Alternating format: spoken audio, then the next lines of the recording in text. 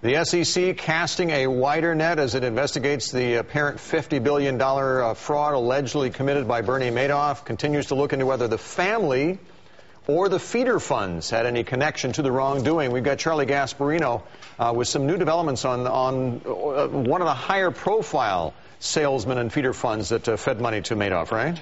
Yeah, I mean, this is some of the reporting I did for the Daily Beast, Tina Brown's website. Essentially, what the SEC is doing now, it is in the offices of Fairfield Greenwich, talking to people, going through the books to determine essentially what these guys knew and when they knew it. I mean, here's the interesting thing about the feeder funds. Every one of them, remember how Madoff's scheme worked. Funds would essentially market Bernie Madoff's investment strategy to investors. Those feeder funds would send the customers to Madoff's brokerage accounts, which were held at Madoff Securities. The feeder funds were supposed to do due diligence on Madoff's activities. They all claim they did. However, here's the sort of irony. If they did such good due diligence, how come a lot of investors were still putting in these funds up until recently? And here's the other thing, and how come others that were less conflicted, remember the feeder funds were paid huge fees by Madoff, one up front, 20 on profits or the alleged profits. I mean, these were huge fees. How come they were, they clearly had a conflict of interest when other outfits like Askia, the due diligence firm, really wasn't paid anything to be in the fund, was paid just basically to determine what's up with Bernie Madoff. And Charlie, I read your column, I read your column, and you say there's been a real change in tone with the lawyers for a lot of these feeder funds, right? Let me just finish what I'm saying about, the crux of the issue is the conflicts of interest. And, how come the others, the Askias without the conflicts of interest, are, they found out what was going on. And it's pretty obvious why now. Yes, there is a change in the lawyers. I mean, it was interesting who he initially picked to be his lawyer. Mark Kasowitz, the lawyer, and the PR veteran Mike Citrick. Now, what's interesting about these two guys, they've been the sort of, the tag team of the brokerage business over the last 3 years, where they would team up on, you name it. Usually it's with companies whose stocks they feel are being shorted.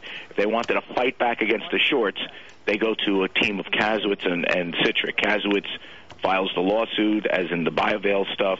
I think he sued a couple of players. And by the way, I think they sued Gradient. Remember the independent research outfit? A lot of this stuff was reversed in court. Citrick would handle the PR and really go after the people that that were opposing them, the short sellers. Go after them in the press. Go after them in the courts. That 2 days into it, Kasowitz is gone. He's not representing the firm anymore. And if you read some of the comments coming out of Citrick, it's pretty much toned down. So I think part of the reason why, now this is conjecture on my point, is that they really understand that going after the SEC, that's what they were going to go after the SEC as well. They were going to say, listen, if we missed this, you missed it as well. That would have been that'd be kind of not a smart thing to do, given the fact that it's hard to talk. It's hard for them to talk their way out of this. Where was the due diligence? How come you never raised a red flag about the small accounting firm out in New City, New York? How come no one ever questioned how could somebody have 20 years of identical positive returns? So they took another strategy, which is not saying much at this point, letting the process move on.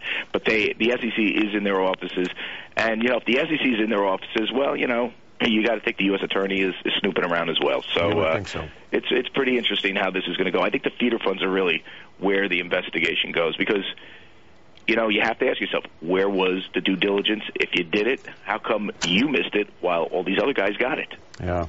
All right, Charlie, thanks. Have a good weekend. Guys. See you later. Charlie Gasparino. Bring back Jimmy Pathakoukas of U.S. News and World Report. And I'm just wondering, they investigate the feeder funds, they investigate those who may have been involved, but if they can show some documentation that they actually lost as much money as they claim, I mean, that's a defense right there, isn't it? If they were so much in the know, they wouldn't have lost money, would they? Well, I think... Boy, I can't help think what we had here, just about a lot of willful suspension of belief. Listen, we had a 25-year bull market. We had a 25-year drop in interest rates. Everything seemed to work. Nothing can go wrong. And I think there was just sort of a mass self-hypnosis here that if I'm getting these sorts of returns from this fund, yeah, I'm sure they're legitimate. and everyone's getting their fat fees. It's What I'm really wondering is not just who else is going to go down. Obviously, this guy wasn't. I don't think this guy was. Madoff was working by himself. Who else is going to? What other schemes are out there that people don't know about? And now people are going to take a second look at these unusually consistent returns. Yeah, Jimmy, I hear it may be even worse than that. That for some investors in the Madoff funds, it wasn't a matter of blind faith that it was okay. It was a matter of a suspicion that, hey, he's front running the trades. This is why his results are so good. I want to be in on that and be part of it. And for the investors who were doing that, it makes you feel a little less sorry for them. They're not quite the victims that we make them out to be. No, remember, these are all supposed to be so-called sophisticated investors. I wonder how many of these people were scoffing at those people who worked for Enron, who had all their life savings in Enron stock and lost it, and thought, oh, geez, what a bunch of idiots. How could they do that? And here they are in the exact same situation. Jimmy, hold on, because it had to happen. Bernie Madoff paraphernalia now making a splash on websites like eBay. Some swag catching up to $300 plus. CNBC's Darren Ravel joins us now with more on the Madoff craze. And you couldn't make this one up. No, you couldn't. But it happens with Enron, with Lehman, with Bear. It comes out, this type of stuff. Actually, now up to $405 for a Madoff phishing fleece. It said Madoff phishing on it. They did give a fleece. Good it's one. A fleece. There you go.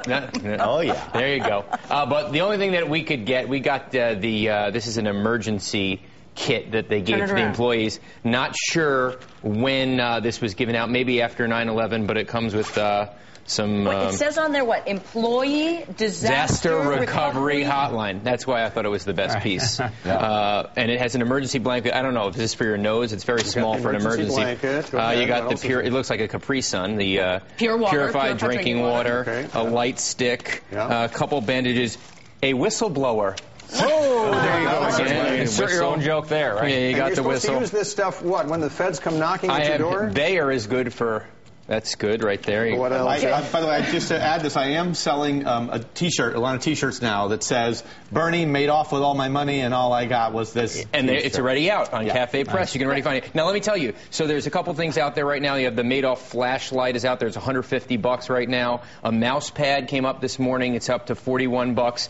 And the most unique one, and I don't know if we have this, but there is a guy who paints pancakes, things with pancakes. He paints with pancakes? No. He Sorry. paints the image of a pancake So he does Ahmadinejad with pancakes on his head.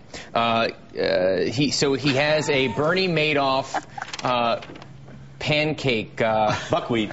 Yeah. With pancakes all over him, and that's up to $21. Yeah, we missed the shot. Hold it up. Okay. Yeah. It's good for us because we wear pancake makeup. Oh, jeez.